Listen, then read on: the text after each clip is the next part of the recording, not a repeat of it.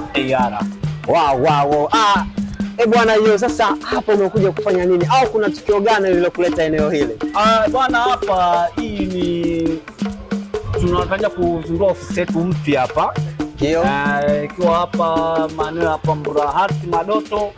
Kwa hiyo Mwenyezi Mungu akitujalia sisi wasanii kama wasanii, basi itakuwa ndio ofisi yetu. Nakubali bwana hiyo. Kama hivyo unavyoona tena ni nakshi bado hazijakamilika vizuri. Nini baada ya wiki mbili hivi tutakuwa tayari tushamaliza, afu taratibu nyingine utakuwa unafuata. Sawa bwana hiyo.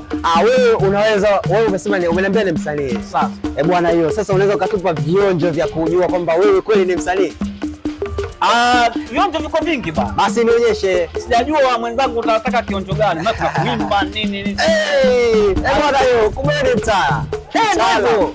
Basi nipe laza za kuimba, vocalize.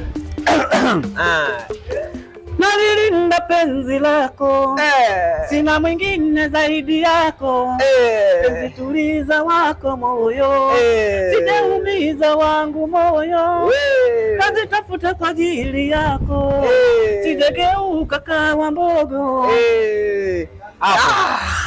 Bwana hiyo, wewe ni mkali bwana hiyo. Nimekubali. Au tuongeze vingine? Hebu piga ya mwisho ya kulalia. Mapenzi ya pesa hayo.